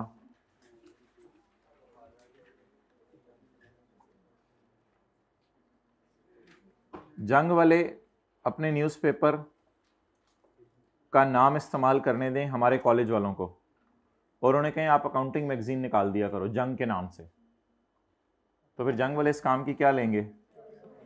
रॉयल्टी लेंगे। वो कहेंगे जितने मैगजीन आपने छापे हैं उनका हमें पर मैगजीन 50 रुपए का बिक रहा है बाजार में, 10 रुपए मुझे दो, इसे क्या कहेंगे? रॉयल्टी। ऐसा भी तो हो सकता है कि गोरमे कोला वाले हमें जो है वो गोरमे करेला कोला बनाने दें, तो हम उनको बोतल 200 रुपये की अगर एक बिके 1.5 लीटर वाली, तो हम उसमें से उनको 20 रुपये फिर दें, तो ये क्या होगी? उनके नाम की रॉयल्टी। ठीक है। तो बाटा शूज़ वाले हमारे स्कूल को, दी पंजाब स्कूल है हमारा, तो बाटा शूज़ वाले पंजाब स्कूल वालों को अपने जूते बनाने देंगे, खुद अपने बच्चों के लिए जूते बना लिया करो, उन पर बाटा लिख लिया करो, इजाज़त है। तो अगेन हो सकता है स्कूल वाले रूल बना दें कि सारे बच्चे जो है लाल जूते पहन के आएंगे। अब बाटा वालों ने कहा यार हम पागल तो नहीं है, हमने तो नहीं लाल जूते बनाने, लाल पॉलिश बनानी पड़ेगी साथ और ये सब कुछ करना पड़ेगा। तो ठीक है, स्कूल वाले खुद बनाएं, हम अपना नाम इस्तेमाल करने की इजाज़त देते हैं, लेकिन जितने जूते बिकेंगे, जितने पड़ेंगे नहीं, जितने बिकेंगे, उन सब पे जो पैसे जाएंगे उनको, तो आप अपना डिज़ाइन, लोगो, फॉर्मूला, नाम, पेटेंट, कॉपीराइट अगर अगले को यूज़ करने दे रही है ना, तो डेट इज़ रॉयल्टी। एक वो रॉयल्टी भी थी जो हमने पहली क्लास में पढ़ी थी, उस पर मुझे एतराज़ नहीं है। वो रॉयल्टी ये थी कि आपने जो है वो अपनी किताब छपवा दी और फिर पब्लिशर को कहा कि हर किताब के बदले मुझे इतने पैसे देना करना, वो भी रॉयल्टी थी। वो कोई ऐसी बात नहीं, रॉयल्टी नहीं थी, बल्कि उस रॉयल्टी वाले को तो यहाँ तक इजाज़त हमने दे दी थी कि नहीं छोड़ें, पर आज के टेस्ट में वो डिस्कस होना है, आज के टेस्ट में आया हुआ है वो न्यूमेरिकली रॉयल्टी। मैं क्यों बताऊं, तो सारा लीक कर दिया test. Royalty, royalty means any amount paid और पेबल, जैसे मर्जी डिस्क्राइब हो, जैसे मर्जी कंप्यूट हो, कहते हैं उससे कोई फर्क नहीं पड़ता, कैलकुलेट करने के तुम्हारे अपने तरीके हैं कि 100 रुपए की बोतल बिकी 20% ले लो, 100 रुपए की बोतल मिली 2 रुपए दे दो, वो कहते हैं वो तुम्हारी मर्जी है, जैसे मर्जी कैलकुलेट करो। कैलकुलेशन पे कहते हैं मुझे एतराज नहीं है। However described on computer whether periodical, चाहे हर बोतल के साथ साथ दो और लमसम या पूरे महीने का एंड पे दे दो, वो मुझे कोई मसला नहीं कहता। पीरियोडिकल देने पीरियोडिकल दो, इकट्ठे करके पैसे साल बाद देने इकट्ठे करके दो, कहते हैं मुझे इससे फर्क नहीं पड़ता।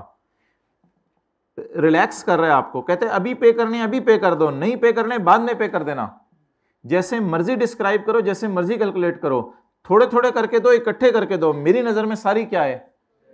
6 नाम याद करें, पेड और डिस्क्राइब्ड और कंप्यूटेड, पीरियोडिकल और किस चीज के बदले में?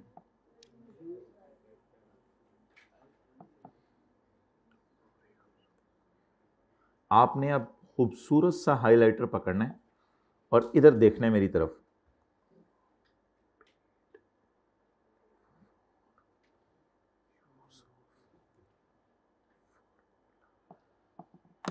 ये डेफिनेशन है रॉयल्टी की। अगर समझ आ रही है तो यस और नो कर दें। गोरमे वालों ने कहा अच्छा यार फॉर्मूला हम आपको अपना देते हैं, करेला कोला का फॉर्मूला हमारे से लो, बनाओ आप, फैक्ट्री आप लगाओ, कोई मसला नहीं। तो हम क्या करेंगे, बोले amount paid for use of. अब इसी लाइन को माय डियर हर एक लफ्ज के साथ जोड़े एक एक करके। अगर मैं अमाउंट पे करूं for use of patent, patent लोगों के नाम होते हैं ना, amount paid for use of, right to use आगे इसलिए लिखा हुआ है, कई दफा मैं यूज करता हूं, कई दफा उसे राइट ले लेता हूं, लेकिन यूज करना बाद में शुरू करता हूं। Amount paid for use of invention, उसकी इन्वेंशन मैं यूज कर रहा हूं। Amount paid for use of design or model, amount paid for use of secret formula, और amount paid for use of, amount paid for use of other like property. नाम कहते हैं, पता नहीं दुनिया में लोग क्या क्या रखते हैं इसका, तुम नाम कहते हैं जो मर्जी रखो, लाइक और अदर प्रॉपर्टी का मतलब है ऊपर वाले नामों के अलावा तुमने कोई नाम रखना है, चीज वो होनी चाहिए। अगर आप किसी को ये चीज अपनी इस्तेमाल करने की इजाजत दे रहे हो तो इसका मतलब है आप क्या कर रहे हो, रॉयल्टी पे कर रहे हो। अच्छा,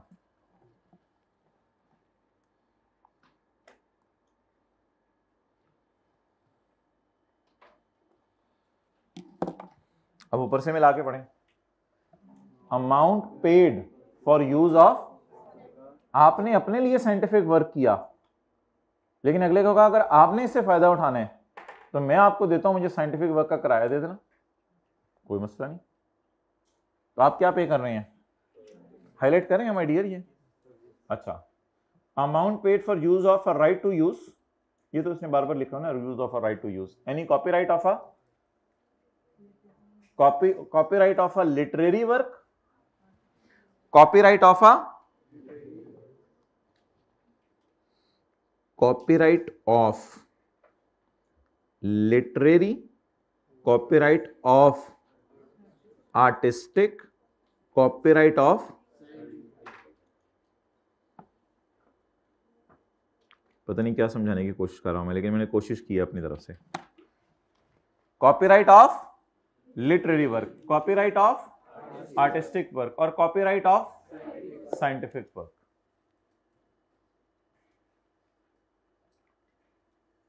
कोई और चैनल किसी और चैनल को अपनी फिल्म्स चलाने दे, इसकी तो इजाजत नहीं होती, बल्कि लोग एतराज करते हैं यार वो हमारे चैनल की चीजें तुम अपने चैनल पर चला रहे हो, हमने इतनी मेहनत से प्रोड्यूस की थी। लेकिन अगर इजाजत दे दे तो फिर रॉयल्टी दें, आप रॉयल्टी दें। आप ESPN वाला से बात कर लें यार, जो मैच आप लोगों ने चलाना है वही हमने भी चलाना है, तो ठीक है ESPN वालों को उसकी रॉयल्टी दे दें, इंक्लूडिंग फिल्म्स और वीडियो टेप्स। फिर यूज़ कहाँ होंगी ये, ऑब्वियसली टेलीविजन्स, टेप रिकॉर्डर्स यानी रेडियो वगैरह, इन connection with radio broadcasting, but shall not include consideration for sale, distribution और एग्जीबिशन ऑफ सिनेमा फिल्म्स। लेकिन सिनेमा फिल्म्स की सेल, डिस्ट्रीब्यूशन या एग्जीबिशन इसने यहाँ से निकाल दी है, बस रॉयल्टी की डेफिनेशन से निकाल दी है। वो उसकी कई रीजंस लोगों ने लिखी हुई हैं कि सिनेमा फिल्म्स तो एक पूरा कारोबार है, तो इसको ज़रा रॉयल्टी के डेफिनेशन से निकाल दो। बाकी कोई डॉक्यूमेंट्री फिल्म्स हैं, कोई और फिल्म्स हैं हल्की फुल्की चलती फिरती हैं, उनका कर दो इधर, लेकिन सिनेमा फिल्म्स को ज़रा यहाँ से निकाल दो। अच्छा, निकाल के इनको डालना कहाँ है, ये हमारे सिलेबस में नहीं है, वरना वो बहस में ज़रूर करता, इनको निकाल के अब कहाँ लेके जाना है। फिलहाल आप बस निकाल दें रॉयल्टी की डेफिनेशन से, 3 चीज़ें निकालें जी, sale, distribution and exhibition of cinema films.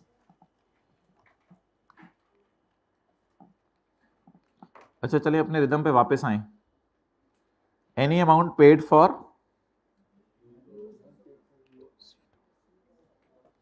मतलब बताएं कोई हाथ खड़े करके, any amount paid for receipt of sounds.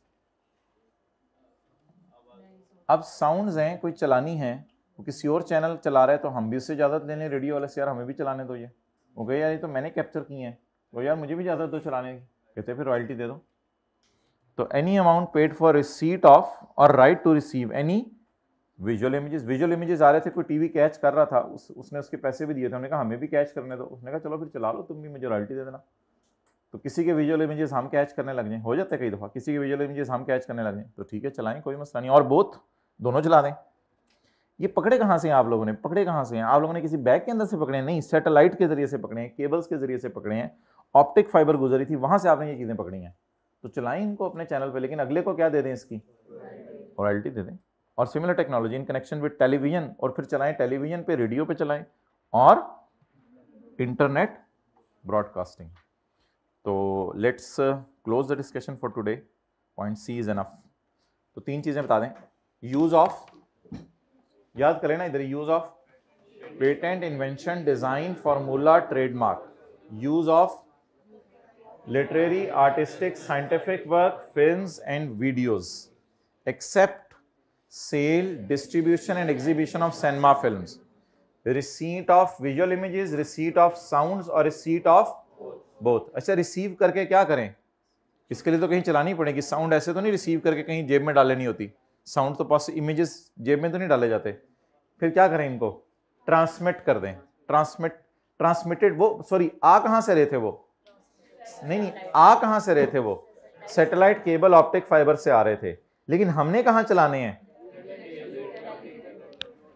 यार? ये 2 लफ्ज़ हैं, इनको अलग अलग समझिएगा। ट्रांसमिट कहां से हो रहे थे? अलग लफ्ज़ है, और हमने ब्रॉडकास्ट कहां करने हैं? ये अलग लफ्ज़ है। इन दोनों को मिक्स नहीं करना। ट्रांसमिट कहां से हो रहे हैं? सैटेलाइट केबल और ऑप्टिक फाइबर से। और हम ब्रॉडकास्ट कहां कर रहे हैं? टेलीविजन, रेडियो और इंटरनेट पे। लफ्ज़ याद करें, ट्रांसमिटेड, ब्रॉडकास्टिंग। चलें भाई, अल्हम्दुलिल्लाह 20-25 मिनट हमने बचाने थे, वो अल्लाह का शुक्र है बच गए हैं। चैप्टर 11 पे आ जाएं, वो 12-13 पे।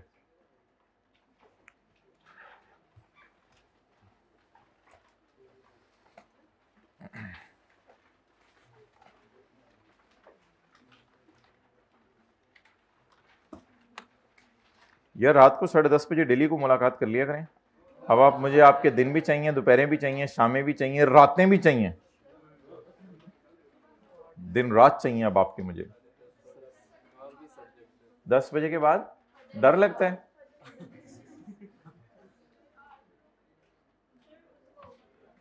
आठ 9 बजे तो भी एक्टिविटीज चल रही होती हैं घरों में। 8-9 बजे कैसे बंदा रखे? तो शोर होता है और सब कुछ। और अच्छा, डर तो नहीं लगता? डर लगने वाला किसी का मसला तो बस वो बता दें, तो उसका भी हम मसले का यही हल करेंगे कि डर निकालेंगे डिफरेंट तरीकों से। वो तरीके अल्हम्दुलिल्लाह हम, इसको डर लगता है वो बता दे बस, ठीक है? डर जिनको लगता है क्लास के बाद आए, इनका डर निकालते हैं इंशाल्लाह।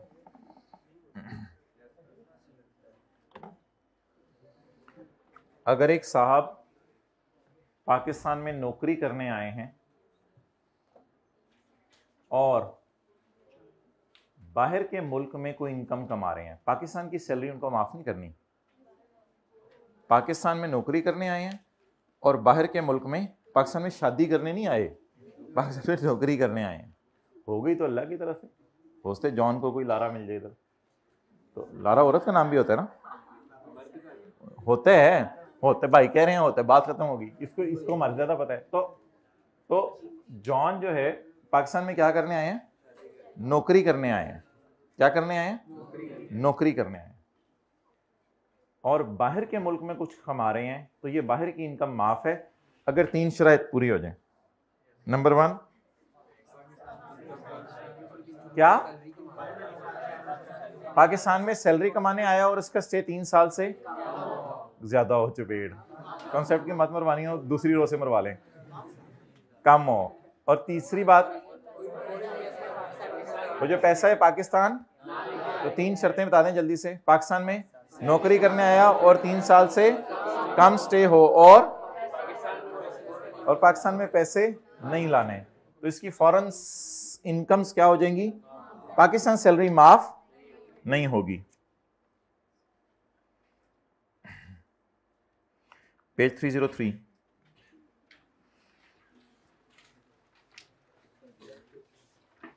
यार इसमें बाहर की नेशनैलिटी कोई शर्त नहीं है, ये उसने वैसे ही डाला हुआ है कि जर्मन नेशनल है। बाजी मार्गरेट वॉज एम्प्लॉयड एज, कहीं शी आ जाएगा अभी मैं दिखा दूंगा। बाजी Margaret, a German national, was employed as a technical manager of Faiza chemical limited, a resident company. यहां से फील करें, एक जर्मन नेशनल पाकिस्तान में नौकरी करने आई है। रेजिडेंट कंपनी लफ्ज लिखा हुआ है ना, रेजिडेंट कंपनी तो पाकिस्तान के लॉ में इनकॉर्पोरेट हुई होती है ना, तो अब वाजे तो नहीं लिखा करेगा कि शी इज अर्निंग सैलरी, आपको फौरन पता चल जाएगा, अच्छा अच्छा अच्छा अच्छा पाकिस्तान में नौकरी करने आई है। तो पहली लाइन से फील करें, एक शर्त पूरी हो रही है कि पाकिस्तान में नौकरी करने आई है। हो रही है फील या कराऊं? हो रही है ना feel. Margaret, a German national, was employed as technical manager of Faiza chemical limited. Pakistan में एम्प्लॉयड के लफ्ज को अंडरलाइन किया ना, मुझे यहां से पता चला है नौकरी करने आई हैं बाजी इधर। हो सकता है इनकी अम्मी की ये ख्वाहिश होती, जेसिका की ये ख्वाहिश होती कि मार्गरेट उधर जाए, तो उसके अब्बू सिम्पसन ने भी सपोर्ट की उसे। ऑन सिम्पसन तो बंदा होता है यार, ना तो मैनू पता ही है, हद होगी। ऑन यकम अक्टूबर 2010, 2 साल के लिए आई हैं बाजी। हमने तो 3 साल के लिए करना था, तो छोड़ें फिर इसको। 3 साल से कम के लिए बस। अच्छा, 3 साल के अंदर अंदर जितना बेनिफिट कमाएगी वो क्या होगा? माफ होगा बाहर के मुल्क वाली इनकम। तो ये कितने अरसे के लिए आई है? 2 साल के लिए नौकरी करने आई है। बाद में इसका रिश्ता होना है तो इसने बाहर चले जाना। अब अंदर की बातें तो मुझे पता है ना। Under the terms of employment में she was allowed to deliver lectures at various professional. उसको इजाजत दे दी गई थी कि तुमने कहीं कोई लेक्चर देने जाने ना, झाड़ने जिसे कहते हैं, तुमने अपना नॉलेज झाड़ने जाना है तो बाजी चले जाया करना, तुम्हें इजाजत है। 2012 में बहुत ज्यादा हो गई है, बस कर। 2012 में तो पाकिस्तान ही है ना। यकम अक्टूबर 10 से यकम अक्टूबर 11, यकम अक्टूबर 12, यकम अक्टूबर 12 तक ये पाकिस्तान में ही है, पिंडी के अंदर सदर बाजार में इसकी रिहाइश है। और यकम अक्टूबर 2010 तो यकम अक्टूबर 11, यकम अक्टूबर 12, तो 2012 में तो इधर ही है। 12 में शी कंडक्टेड 3 वर्कशॉप्स। उसने 3 काम वाली दुकानें खोली। अच्छा, वर्कशॉप्स की। Okay, workshops. The details of which are as follows. एक तो इसने लाहौर के अंदर इचरा बाजार में की।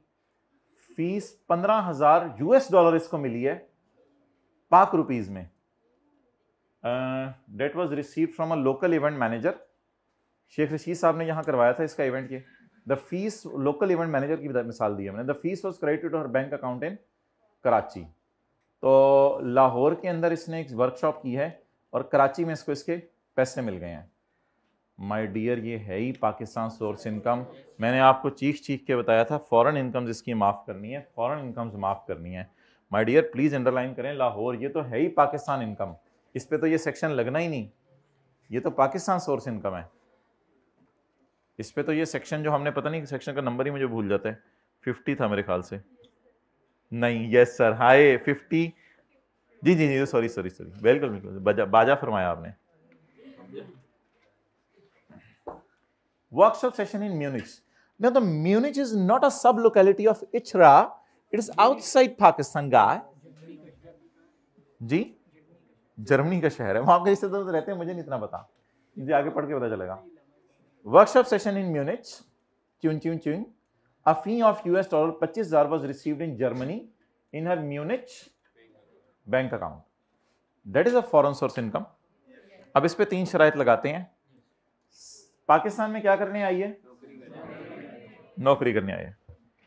ये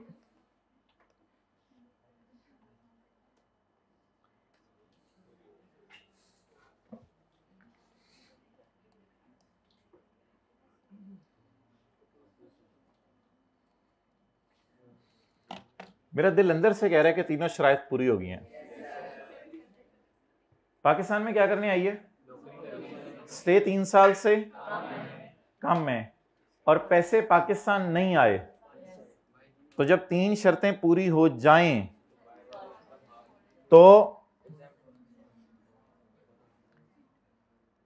तो ये फॉरेन इनकम मुझे क्या कर देनी चाहिए? माफ कर देनी। 3 शर्तें किसी तरह खूबसूरत सा हाइलाइटर साथ वाले से बोरो करके अगर आप हाईलाइट कर लेना, कमाल हो जाए। ये 3 शर्तें पूरी हो गई हैं। पाकिस्तान में क्या करने आई है? ये नहीं छोकरी ना भाई, मैं हमको इधर शेर पढ़ रहे हैं। ये बाजी पाकिस्तान में क्या करने आई है? नौकरी करने आई है। दूसरी बात, स्टे अभी 3 साल से कम, ज्यादा पंजाबी भी ना बोला करो। और तीसरी शर्त, पैसे पाकिस्तान में ना मंगवाए, बाहर ही रखे। नेक्स्ट, दुबई में गई थी, संडे की फ्लाइट थी सुबह की, शाम को मगरिब की नमाज इसने इधर पढ़ी, मुसलमान हो चुकी है। ये मुझे पता है भाईजान, वो मैं अंदर की बातें नहीं, आपको सारी बातें क्या बताऊं। अल्हम्दुलिल्लाह, वो तो पाकिस्तानियों ने ऐसा उसको वेलकम किया, वो मुसलमान हो गई है। तो वर्कशॉप सेशन इन दुबई, तो दुबई वालों ने भी फिर इसी खुशी में बुलाया, तो मारिया नाम इन्होंने रखा था नया अपना। तो workshop session in Dubai, a fee of $20 20,000 were remitted to her bank account in, आए मुंह ऐसे कर लें, बाजी अगर तूने हमारे से मशवरा लिया होता तो हम तुझे बताते कि पैसे पाकिस्तान ही रखें। आप जैसे टैक्स कंसल्टेंट नहीं होगा, उसने नहीं बताया होगा, इसलिए तो कहते हैं टैक्स कंसल्टेंट को फीस दे देनी चाहिए, खुद नहीं अकल लगानी चाहिए। 2 शर्तें तो पूरी हो रही हैं, अब तीसरी शर्त क्या हो रही है, वायलेट हो रही है, इसलिए वायलेट हो रही है, इसलिए मैं इसे रेड से हाईलाइट कर रहा हूं। ये खतरनाक बात कर दी है बाजी ने, खतरे का निशान है, बैंक अकाउंट इन कराची। अब कंडीशन 1 पूरी हो रही है, कंडीशन 2 पूरी हो रही है, कंडीशन 3 वॉय, दैट्स वाई दुबई वाली पे इसको क्या देना पड़ेगा, टैक्स देना पड़ेगा। अब माय डियर, इसके लिखने का तरीका ये होता है कि लिख के ना आया करें, अच्छा सॉरी, इसके लिखने का तरीका ये होता है कि पहले ना लॉ की प्रोविजन लिखी जाती है, जादुई छड़ी खोल के, the foreign income of an individual will be exempt from tax if she is resident solely because of his employment and she is present in Pakistan for a period or period not exceeding 3 years. However, it will be taxable if the foreign income is brought into or received in Pakistan. उसके बाद नीचे जब आपने आना है ना, तो आपने एक लफ्ज़ डालना है, इन the light of above provision. ओहो जो काम उठना है ना, इन the light of above provision, in the light of, आगे बोल जाने लिखना, इन द लाइट ऑफ, चलो अभी अगला सवाल शुरू करें। In the light of above provision, ज्यादा भी नहीं मारना कि my discussion now is as follows. In the light of above provision, the income earned by her in Lahore will be chargeable to tax as it is not a foreign source income, it is a Pakistan source income. However, the $25,000 US, which is a foreign source income earned from Munich, will be exempt from tax because she is solely here for employment and her stay is only for a period of 2 years and the amount is not received in Pakistan, rather received in Germany. Therefore, $25,000 is exempt from tax. और आगे मेरे ख्याल से अब ज़्यादा तफसील देने की जरूरत नहीं, क्योंकि ऊपर दोनों पॉइंट्स में आपने काफ़ी डिस्कशन कर लिया। तीसरे में आप ये कह सकेंगे, however in case of Dubai, though other 2 conditions are met, other two को फिर पता चल जाएगा, ऊपर आपने बहुत ज़्यादा लंबी स्टोरी छिक दी है ना। However other 2 conditions are met, but नहीं थर्ड कंडीशन वायलेट नहीं, बट शी हैज रिसीव्ड, ज़्यादा भी नहीं, but because she has brought into or received the money in Karachi and Karachi is now days in Pakistan, इस तरह भी नहीं लिखना। Therefore her foreign source in his, पूरी रात और अंधेरे सवेरे उठ के भी बाजी है, therefore her foreign source income shall be chargeable to tax amounting to $20,000 converted in Pak rupees तो करेंगे, सारी बात है। तो फॉरेन इनकम माफ होती है अगर कितनी शराइत पूरी हो जाए, 3। Question number 4, explain the treatment of foreign income. कहते हैं मैं दे ही नीचे फॉरेन इनकम रहा हूं। Explain the treatment of foreign income for tax year 2017 under, अगले सफे तक क्यों टुर गए हैं, मैं थी यहाँ, मैंने पलटा सफा। Explain the treatment of foreign income for tax year 2017 under the following independent situations. Point 2, 15 जनवरी 16 को नहीं सॉरी, पॉइंट 1 पढ़ें। जोसेफ अ south African cricket coach,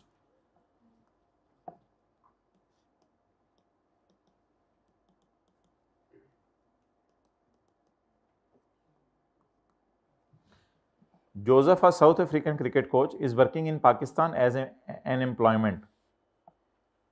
Pakistan में नौकरी कर रहा है जोसेफ सिंस 20 जुलाई 2014।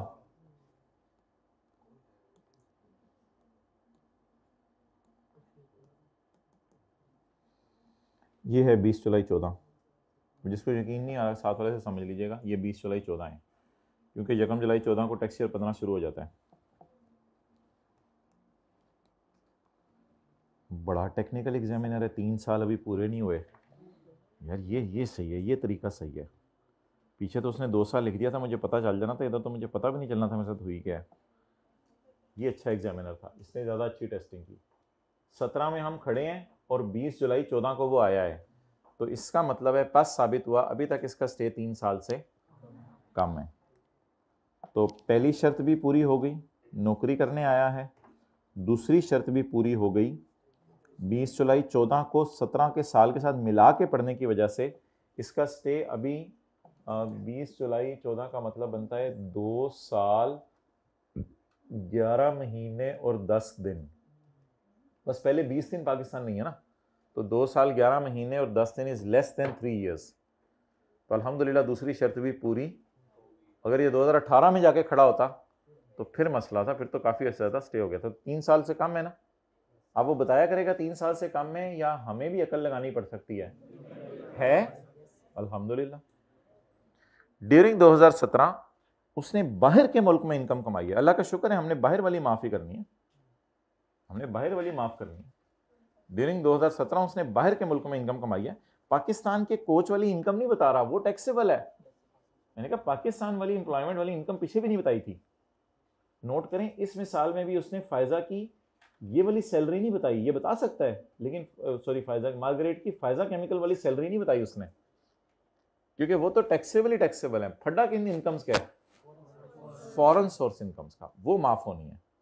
तो अब इसकी वो एम्प्लॉयमेंट जो कोच वाली है उसकी सैलरी दे रहे या कुछ और बता रहे? एक्सेलेंट, कुछ और बाहर की डिटेल। कहते हैं during the year he earned foreign income from his business established in south Africa. South Africa में इसका बिजनेस है एंड ब्रॉट 75% पैसा उधर ही रखे और 25% पाकिस्तान में ले आया है। तो जो 75% वहां पे रखा है वो एग्जेम्प्ट हो जाएगा। 70% केप्ट देयर। अब मैं जरा 3 लाइनें हाईलाइट कर रहा हूं। 20 जुलाई 14 से 17 को हाईलाइट करके देखें, 3 साल से कम स्टे हो गया। पाकिस्तान में क्या करने आया हुआ है? नौकरी। और तीसरी बात 70% इज केप्ट देयर। अगर ये तीनों बातों को मिला के पढ़ूं तो कंक्लूजन क्या निकलेगा? 75% will be, however remaining 25% will be chargeable to tax.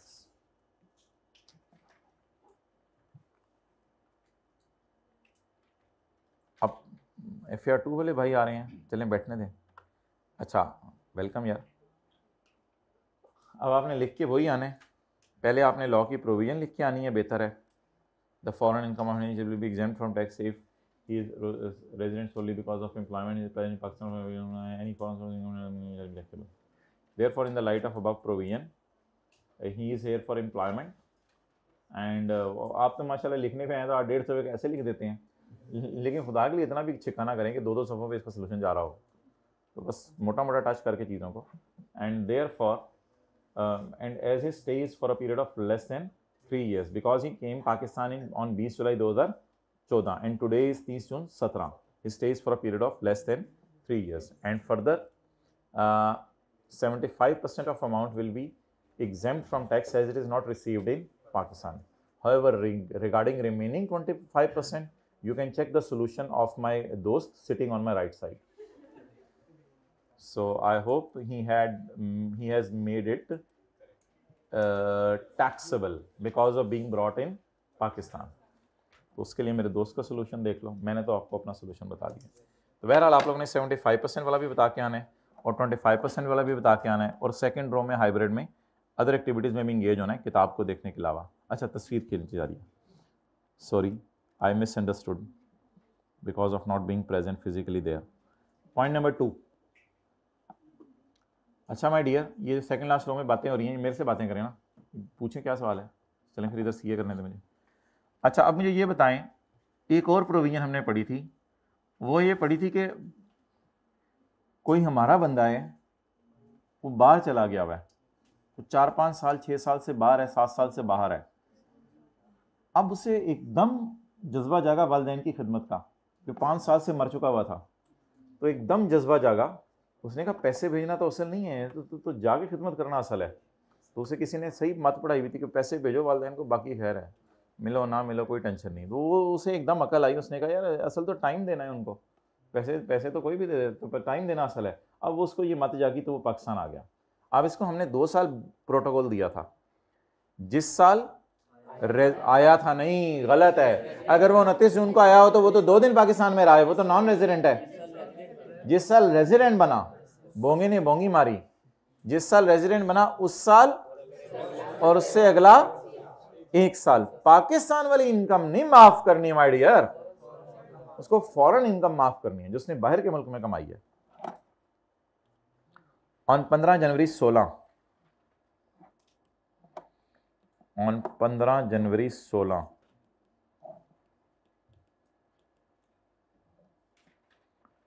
15 जनवरी 16 ओ ये तो पिछले साल की बात है माय डियर। 15 जनवरी 16 यहां तो नहीं आ रहा माय डियर, हमारे टैक्स ईयर में तो नहीं ये पाकिस्तान आ रहा। ये कब आ रहा है? 15, यहां ये यकम जनवरी 16 होगा। और नहीं समझ आ रही, ये 30 जून 16 है ना, तो ये 15 जनवरी 16। ऑन 15 जनवरी 16, अच्छा इस साल भी नॉन रेजिडेंट है माय डियर। यार 15 जनवरी 5.5 महीने बनते हैं, 5.5 महीने में कैसे 183 डेज हो सकते हैं? जितना मर्जी जोर लगा लें 183 नहीं होने। अगर मान रहे हैं तो फिर मैं आगे बढ़ता हूँ, अगर मनवाना है तो फिर मैं मनवा लेता हूँ। जनवरी का आधा महीना और आगे 5 महीने, तो 5.5 महीने is less than 183 days, that's why he is. लेकिन ये बेनिफिट पता है कब से मिलना शुरू होने? जब रेजिडेंट बने। जब पाकिस्तान आए उस साल नहीं, मैंने कहा था जब ये क्या बने, रेजिडेंट। तो रेजिडेंट कब बने? आ गया मैं ना 15 जनवरी से, मैं नोट करने दूंगा। On 15 January 2016 Farhan return to Pakistan from London after 10 year. तो ऑब्वियसली फिर 4 साल से नॉन रेजिडेंट है, 10 साल बाद उसने पाकिस्तान का मुंह देखा है, तो 4 साल से क्या है, नॉन रेजिडेंट है। And has been living in Pakistan since then, अल्हम्दुलिल्लाह तब से पाकिस्तानी है। एज्यूम करेंगे पाकिस्तान का सिटीजन है, ये भी एक कंडीशन कल बताई थी। यही था ना कि सिटीजन और पिछले 4 साल से नॉन रेजिडेंट हो, बोले ना, सिटीजन हो और पिछले 4 साल से, तो जो उसको बेनिफिट मिलने हैं, मैंने कहा था वो मैंने येलो में हाईलाइट कर दिया आपको। बेनिफिट पढ़ लें क्या मिलने हैं। और मेरे मेरे मेरे बड़ी सिटीजन और 4 साल से बाहर के मुल्क नॉन रेजिडेंट हो तो इसको क्या बेनिफिट मिलने हैं? जिस साल रेजिडेंट बना उस साल और उससे अगला 1 साल क्या इनकम माफ होनी है? फॉरेन इनकम माफ होनी है। तो ऑन 15 जनवरी 16 सॉरी ड्यूरिंग 2017 में ही रिसीव्ड ग्रेट ब्रिटेन पाउंड 5000, उसको कितने मिले? 5000 as a return from his investment in London. जो भी मिले उसको, बहरहाल लंदन से उसको पैसे मिले। ये कौन सी इनकम बनेगी? Foreign income. क्या करें इसको? 17 में भी एग्जाम्प्ट करेंगे और 18 में भी, लेकिन 18 का डेटा तो हमें दिया नहीं, तो 2 साल इसको बेनिफिट मिलना है। 2017 में भी इसकी फॉरेन इनकम माफ होनी है और 18 में भी इसकी फॉरेन इनकम, लेकिन हम 17 में इसकी फॉरेन इनकम को फिलहाल क्या कर दें, माफ कर दें। नहीं यूज का चक्कर नहीं, अगले साल अलग जो मिलेंगे, ये इस 5000 पे अगले साल तो नहीं टैक्स देना, अगले साल तो दोबारा अगर रिटर्न मिला तो उसकी मैं बात कर रहा हूँ। अच्छा माय डियर, कल इंशाल्लाह आपको मैंने बताया था कल संडे है, हमारी क्लास होगी and that will be from 12:30 to 3 PM और 12:30 to 2:30। तो ऑनलाइन भी अपलोड हो जाएगी इंशाल्लाह, अपलोड हो जाएगी, लाइव तो नहीं होगी जूम पे, ऑनलाइन अपलोड भी हो जाएगी। सो कॉस्ट वालों से क्लैश आएगा, वो फिर सर उमैर देखते हैं क्या करना है, 2-3 बच्चों का, उन्होंने भी शायद उसी टाइम क्लास रखनी है। ठीक है, अस्सलाम वालेकुम।